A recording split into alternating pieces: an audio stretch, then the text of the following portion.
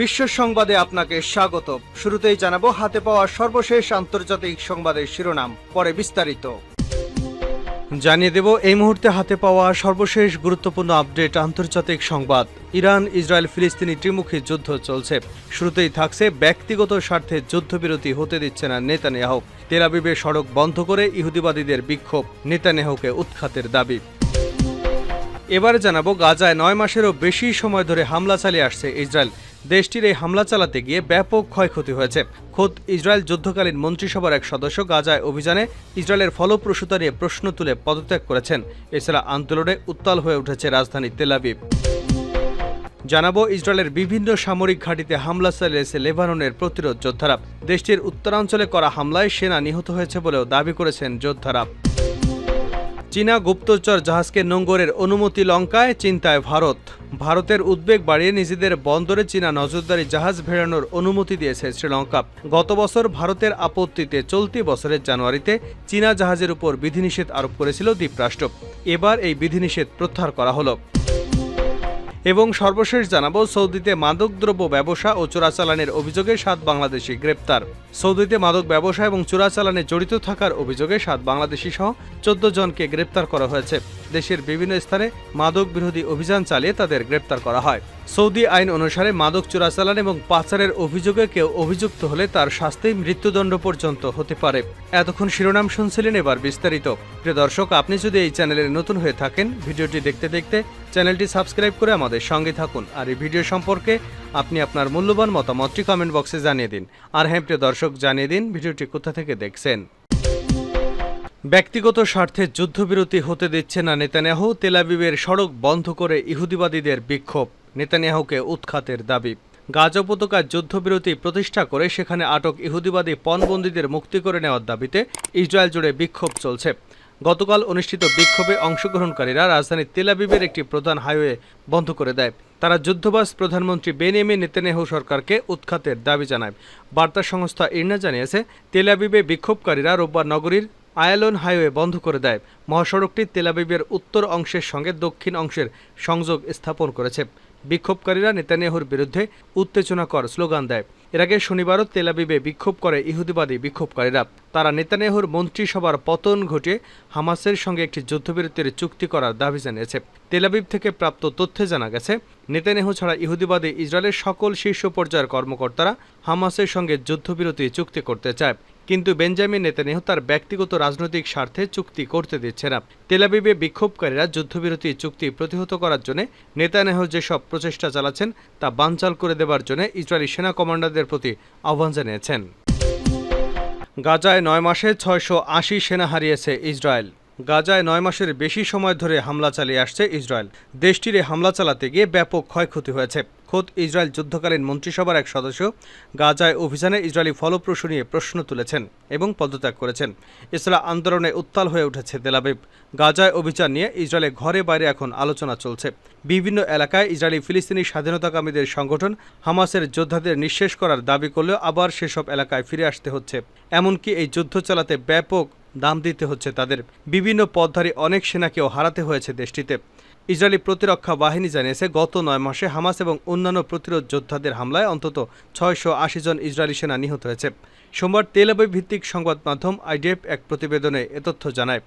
এক বিবৃতিতে আইডিএফ জানিয়েছে, সর্বশেষ গাজায় ইসরায়েলি এক কমান্ডার নিহত হয়েছে। তিনি ইসরায়েলের কমব্যাট ইঞ্জিনিয়ারিং কর্পসের 601তম ব্যাটালিয়ন কোম্পানির কমান্ডার ছিলেন। গাজায় যুদ্ধকালে নিহত ফিলিস্তিনিদের হামলায় তিনি আহত হয়েছেন।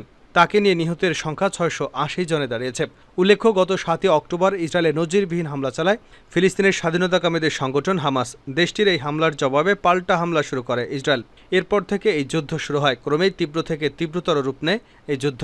এরপর থেকে গাজার উপর বিমান এবং স্থল হামলা চালিয়ে যাচ্ছে ইসরায়েল। এমনকি তাদের হামলা থেকে রেহাই পায়নি হাসপাতাল, স্কুল, শরণার্থী শিবির, গির্জা এবং মসজিদ সহ ধর্মীয় স্থাপনাও।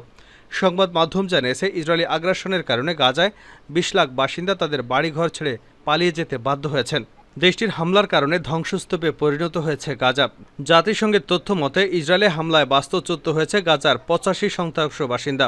খাদ্য, বিশুদ্ধ পানি আর ওষুধের তীব্র সংকটের মধ্যে দিন কাটাচ্ছেন তারা।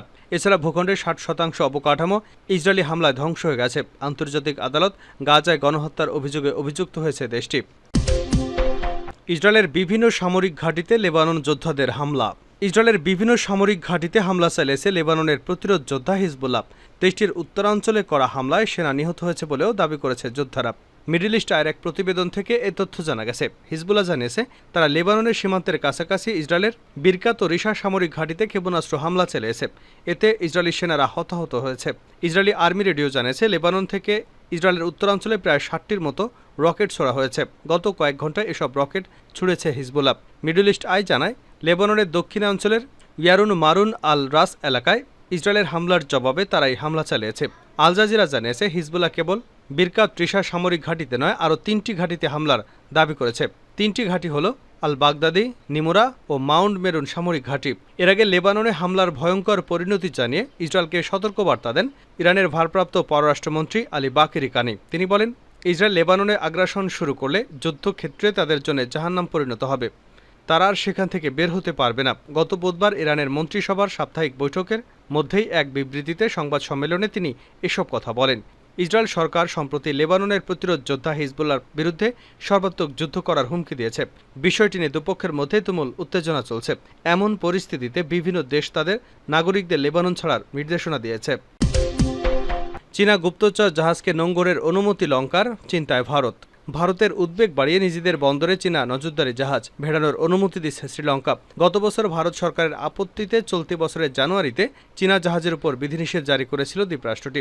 এবার সেই বিধিনিষেধ প্রত্যাহার করা হলো। এ প্রসঙ্গে শ্রীলঙ্কার বিদেশ মন্ত্রী আলী সাবরির বিবৃতি প্রকাশ্যে এসেছে। তিনি জানিয়েছেন, আলাদা আলাদা দেশের জন্য আলাদা আলাদা নিয়ম কখনই প্রযোজ্য হতে পারে না। অন্য দেশকে অনুমতি দিয়ে আমরা চীনকে বাধা দিতে পারি না। সংবাদ মাধ্যম দ্য হিন্দুর প্রকাশিত প্রতিবেদন অনুযায়ী শ্রীলঙ্কার পররাষ্ট্রমন্ত্রী আলী সাবরি জানান, আগামী বছর থেকে নিজেদের বন্দরে বিদেশি নজরদারি জাহাজগুলোকে প্রবেশের অনুমতি দেবে প্রশাসন। সম্প্রতি জাপান সফরে যাওয়ার সময় সেখানকার সংবাদ মাধ্যমকে দেওয়া সাক্ষাৎকারে সাবরি বলেন, নিয়ম একটাই হওয়া উচিত। চীনের জন্য এক নিয়ম, বাকি দেশের জন্য অন্য নিয়ম। এটা হতে পারে না। আমরা কারো পক্ষ নিতে পারি না। তাছাড়া চীনের এই সমীক্ষাকারী জাহাজ সমুদ্র জরিপের কাজ, এটা ডেটা সংগ্রহ এবং বিশ্বের বাকি অংশের সাথে সেই তথ্য ভাগ করে বাণিজ্যিকভাবে তা কাজে লাগানোর সুযোগ দেবে। এর সুফল পাবে শ্রীলঙ্কাও। যদি ভারতের সন্দেহ সমীক্ষা নামে আসলে গুপ্তচর বৃত্তির কাজ করবে চীনা কোম্পানির জাহাজ। উল্লেখ্য, গত বছর শ্রীলঙ্কার বন্দরে ঘাঁটি গেড়েছিল চীনের নজরদারি জাহাজ ইউয়ান ওয়াং। এই ঘটনার বিরুদ্ধে সরব হয় ভারত সরকার। কার্যত ভারতের চাপে শেষ পর্যন্ত চীনা জাহাজকে ফেরাতে বাধ্য হয় শ্রীলঙ্কা সরকার। এবার দ্বীপরাষ্ট্র সেই নিষেধাজ্ঞা তুলে নেওয়ায় নতুন করে উদ্বেগ বাড়ছে ভারতের। রাজনৈতিক মহলের দাবি, ধীরে ধীরে চীনের সাথে ঘনিষ্ঠতা বাড়াতে শুরু করেছে শ্রীলঙ্কা। এবছরের মে মাসে চায়না মার্চেন্টস গ্রুপ কলম্বো বন্দরে $400 মিলিয়ন বিনিয়োগের ঘোষণা করেছিল। 2022 সালে দেউলিয়া হওয়ার পর এটি শ্রীলঙ্কার সবচাইতে বড় বিনিয়োগ। সেই সূত্র ধরেই চীনের সঙ্গে ঘনিষ্ঠতা দ্বীপরাষ্ট্রটির। শ্রীলঙ্কার হাম্বানটোটা বন্দর চীনা ঋণে তৈরি। সেই বিপুল পরিমাণের অর্থ ফেরত দিতে না পারায় বন্দরটি 99 বছরের জন্য বেইজিংকে লিজ দিয়েছে কলম্বো। ভারতের উদ্বেগ, এই সুযোগ কাজে লাগিয়ে সেখানে সামরিক ঘাঁটি তৈরি করবে চীন। সৌদিতে মাদক ব্যবসা ও চোরাচালানের অভিযোগে 7 বাংলাদেশি গ্রেপ্তার। সৌদিতে মাদক ব্যবসা এবং চোরাচালানে জড়িত থাকার অভিযোগে 7 বাংলাদেশি সহ 14 জনকে গ্রেপ্তার করা হয়েছে। দেশের বিভিন্ন স্থানে মাদক বিরোধী অভিযান চালিয়ে তাদের গ্রেপ্তার করা হয়। রোববার গলফ নিউজের এক প্রতিবেদনে এ তথ্য জানানো হয়েছে। সৌদি আরবের মাদকদ্রব্য নিয়ন্ত্রণ অধিদপ্তরের পরিচালক জানিয়েছেন, গ্রেপ্তার 7 বাংলাদেশের কাছ থেকে 3.3 কেজি উচ্চ আসক্তি সৃষ্টিকারী বিপজ্জনক মেথামফেটামিন ও 12,432 পিস অ্যামফিটামিন ট্যাবলেট পাওয়া গেছে। এছাড়া তাদের বিপুল পরিমাণ হাশিশের ব্যবসা এবং চোরাচালানের সঙ্গে সম্পৃক্ত রয়েছেন। তিনি জানান, মাদকদ্রব্য নিয়ন্ত্রণ অধিদপ্তরের কর্মকর্তারা 21,000 অ্যামফিটামিন ট্যাবলেট চোরাচালানের দায়ে 2 সিরিয়ান এবং 1 সৌদি নাগরিককে গ্রেপ্তার করে। প্রতিবেদনে বলা হয়েছে, পৃথক অভিযানে 75,600 এমফিটামিনসের ট্যাবলেট সহ 1 প্রবাসী এবং 1 সৌদি নাগরিককে মদিনা থেকে গ্রেপ্তার করে। এছাড়া সীমান্ত রক্ষীরা দক্ষিণ পশ্চিমাঞ্চল প্রদেশ জিজানে লঙ্ঘনকারী 2 ইথিওপিয়ানকে গ্রেপ্তার করে। সীমান্ত দিয়ে বিপুল পরিমাণ মাদক পাচারের চেষ্টা করছিলেন তারা। সৌদি আরব সাম্প্রতিক মাসগুলোতে মাদক পাচার এবং চোরাচালানকারীদের বিরুদ্ধে কঠোর অবস্থান নিয়েছে। দেশটিতে কার্যত মাদকের বিরুদ্ধে যুদ্ধ চালাচ্ছে প্রশাসন।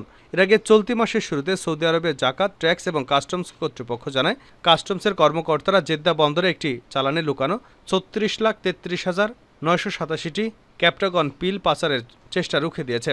এর আগে গত মে মাসে সৌদি আরবের মাদক কারবারিরা পুলিশ কংক্রিটের ব্লকের চালানে লুকিয়ে রাখা 47,00,000 অ্যামফিটামিন ট্যাবলেট জব্দ করেছিল। এছাড়া ওই সময় চালানের সঙ্গে জড়িত 2 প্রবাসীকেও গ্রেপ্তার করা হয়েছিল। সৌদি আইন অনুসারে মাদক চোরাচালান এবং পাচারের অভিযোগে কেউ অভিযুক্ত হলে তার শাস্তি মৃত্যুদণ্ড পর্যন্ত হতে পারে।